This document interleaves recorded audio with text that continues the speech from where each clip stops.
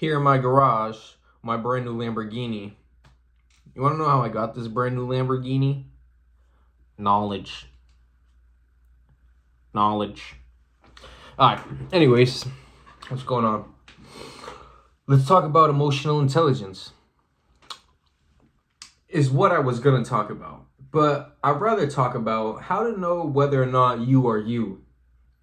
What the fuck does that mean? Of course I'm me. I was born as me. I grew up as me. I look in the mirror, it's me. When I talk about me, I'm talking about me. How could I not be me? Well, there were a lot of things that went on in life, in your life, that suggested you to take certain paths. And you can think about that in a simple sense to where your parents wanted you to be a doctor, you became a doctor. Your parents wanted you to be a lawyer, you became a lawyer, etc., etc. However, what we don't think about often is how deep this goes.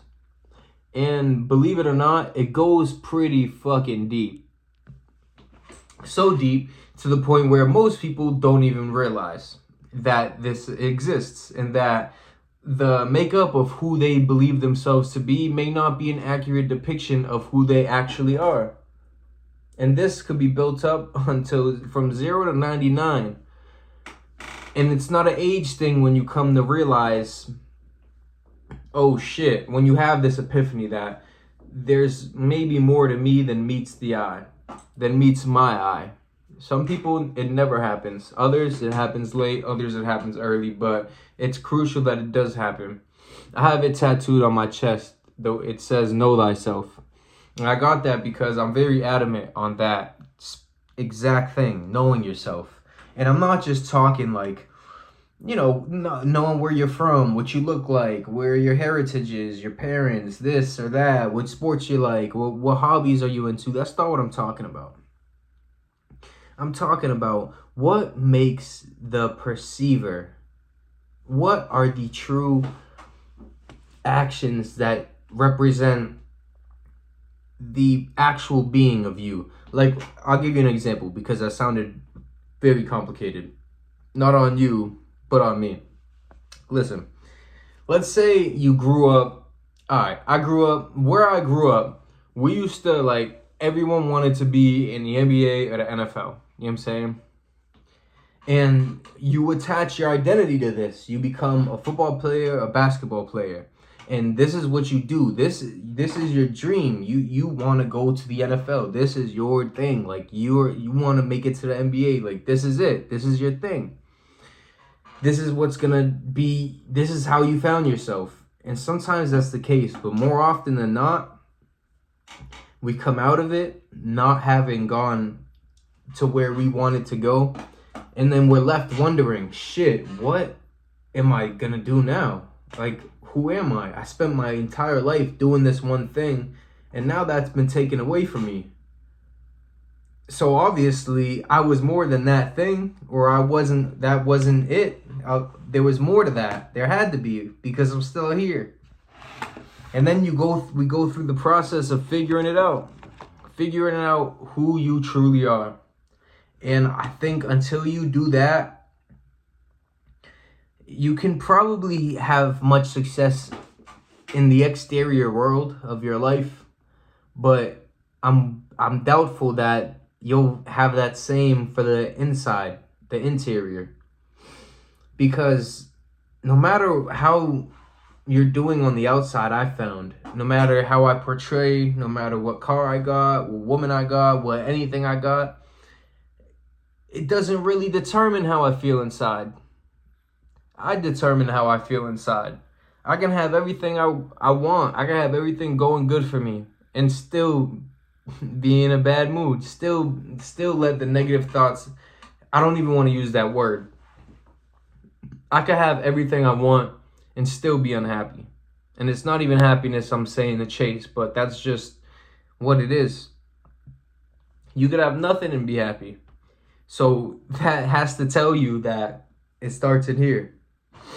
And I think that a large part of that is knowing yourself, knowing who you were, who you are. And as we grew up through life, we had so many different influences that stacked on these layers that hid ourselves from ourselves.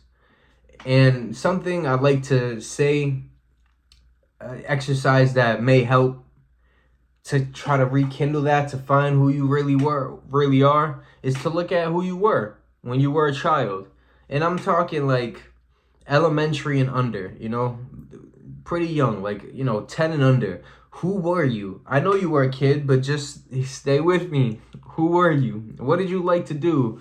Who did you hang around with? What were the types of people you hang around with? Did you watch shows? What were the shows you watched? Did you read a book? What was the books that you read? What were the things that drew to you, that you were drawn to? The things that things that you actively pursued as a child? Because more often than not, that's a great place to start, because a lot of that was you. When you're a young kid, you don't have as many influences. Now, there is a caveat, because you are always influenced from the moment you're born. Before you were born, you were influenced. But in terms of what I'm saying, to try to find out who you are in a, more simplistic point of view, think about who you were as a kid. What were the things you like to do? And then start trying to implement those. Start trying to, okay, like how did you talk? How did you react? How did you feel? These are important. The other day, I was with a friend of mine, and we were smoking. Once again, I'm not an advocate for anything, but I'm being transparent because I can only be who I am.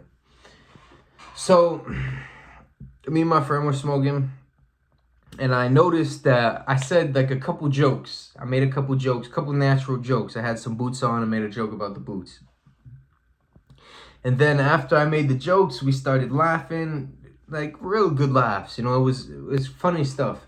Then I started thinking, wow, in that moment, I totally succumbed to the moment. There was no, that came from me. That came from the most genuine, actual part of me.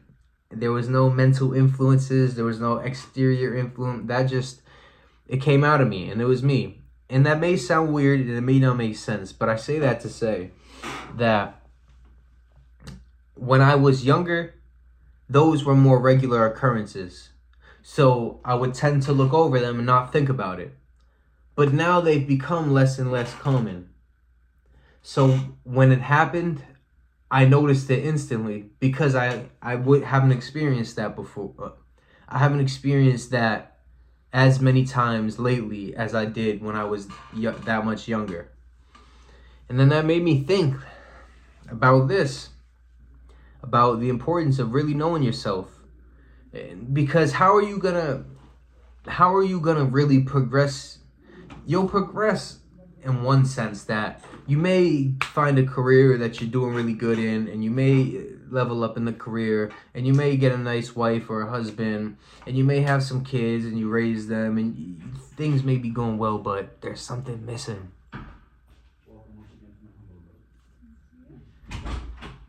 And I think it's because you didn't know yourself. And that's what's most important. So, learn about yourself. I'm out.